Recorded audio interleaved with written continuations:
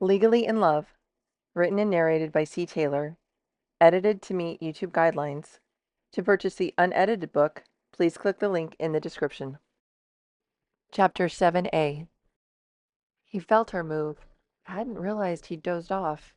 She was nuzzling at his chest, then moved to his neck. He smiled. She was ready for more already? Edited for content. His arms tightened around her into a tight hug and kissed her head again.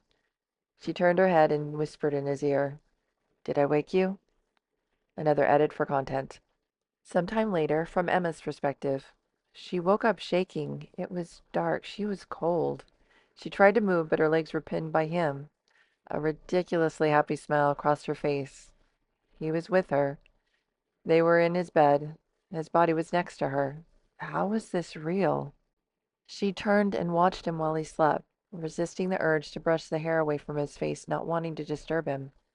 She pulled the comforter on his bed up and over, moved closer to him so the comforter could cover them both.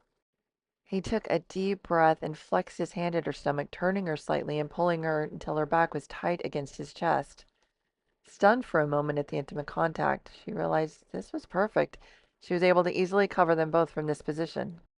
After making sure he was completely under the blanket, she relaxed back into him. The last thing she remembered was his breath at her ear before she faded away.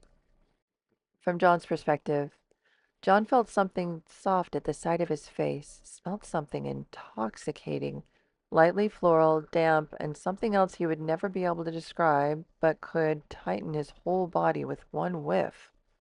Emma. His legs were still tangled in hers, her back was still to his front from top to bottom, and her rhythmic breathing told him she was fast asleep.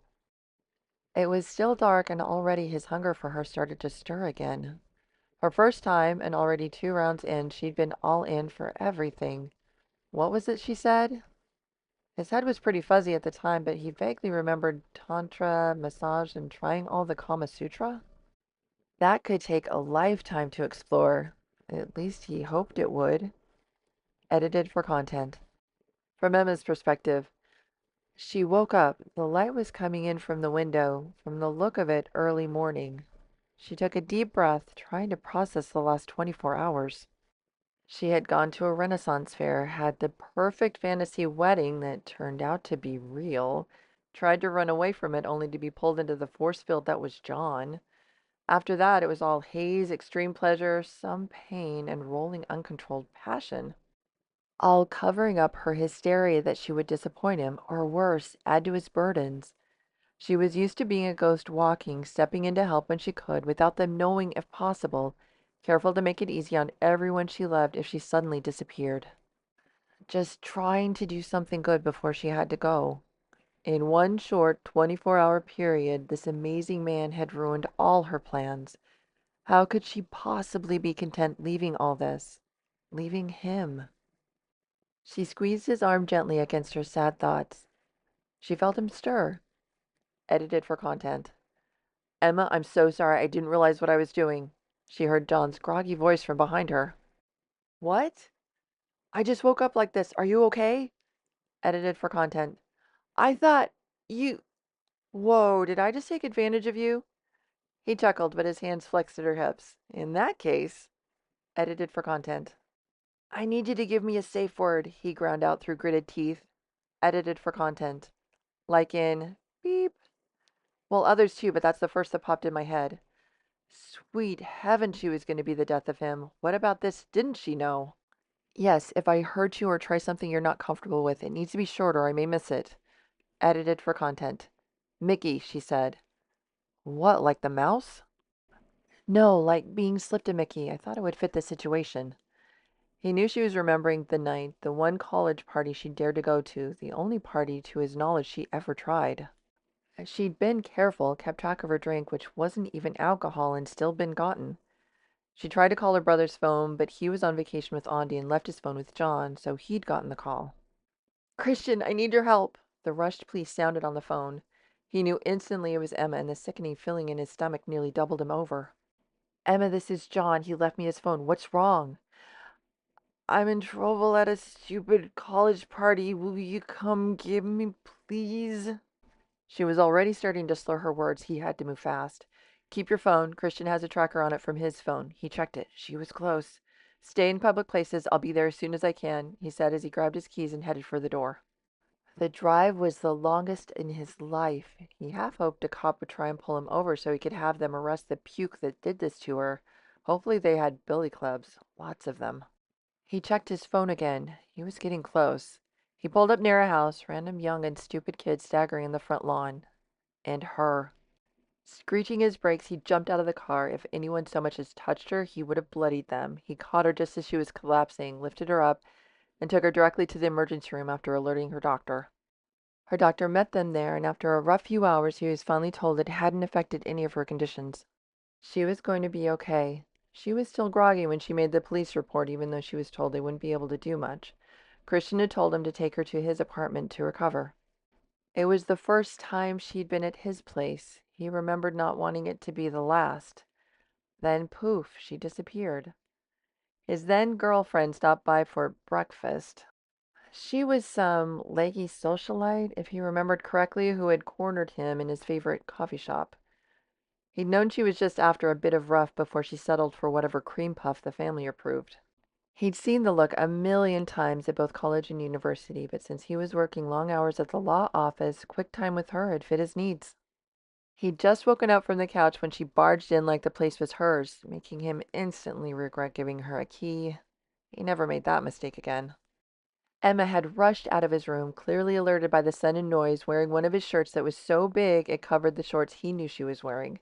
The leggy socialite lost her crap, all screaming and cat claws right at his face. Emma shocked them both by grabbing her arm and flipping her onto her back on the couch. "He was just helping me, look," she said quickly before flipping his shirt off, revealing all her clothes underneath. "I was in trouble at a stupid party last night and he came and saved me. The shirt was because my clothes were dirty and he's a gentleman, so he gave me this to cover so I could sleep. He was out here on the couch the whole night." The socialite, stunned silent, looked at John. He was alert, standing between her and Emma in case the revelation caused her anger to be redirected at Emma. Then he heard Emma say the words that stunned him to his core. "He's not just one of the good guys, he's one of the best and does not deserve being attacked." She moved off the couch at him, still all claws, only this time at his back with her tongue down his throat. His shocked brain still heard Emma's quiet gasp from behind him and quick feet toward his door. With great difficulty, he disentangled himself from her greedy arms and rushed for his door. By the time he opened it, she was gone. He rushed to the end of the apartment complex hall and looked out the window. She was nowhere. Frustrated, he slammed his hand against the window frame. He wanted to make her breakfast, wanted to make sure she was okay, wanted her to stay. Now she was here with him, finally. Only this time she would stay. He would make sure of it. "If I ever do anything you don't want me to, you say Mickey and I will stop immediately. Understand?" She was still panting and nodded. Okay, he was able to breathe again. "Is there a word I can use to make you, engage in our activity again?" He chuckled. "I've never heard of that in intimate lingo. It's an intriguing idea." From Emma's perspective, he was talking gently, touching her gently. Edited. Just enough to fan the embers, not enough to ignite the fire she wanted. "Can we talk about this later?" Edited. "I just want to make sure I have you perfectly taken care of. Could be longer than a safe word. Could even be a sentence." "That does sound like an interesting debate. Can we have it later?" she ground out through gritted teeth. "How about, 'Oh, great master of pleasure,' or 'I'm ready and await your power'?" "Oh, great master of pleasure, I'm ready and await your power," she said louder, still being denied. "No, you're right. That's too long. How about 'John'?" From John's perspective. "That works." Edited. His name from her lips did that every time. It was later in the morning by the time he came to again. She would need to eat, but he was desperate to keep her in his room, completely within the place he'd dreamed of bringing her from the time he designed and renovated the house. His time of being in denial that this was what he wanted from the moment he met her were over. All those years and all the other women were just him running from what he wanted but didn't feel worthy of ever having. Her, just her, like this, with him. She was resting on his chest. He knew without looking she was not asleep, already familiar with her sleeping patterns, the steady, deep breathing. She also wasn't moving, which either meant she was trying to make him believe she was asleep, or too weak to stroke and explore him like she did every moment she was awake. He guessed the latter. He needed to get her food.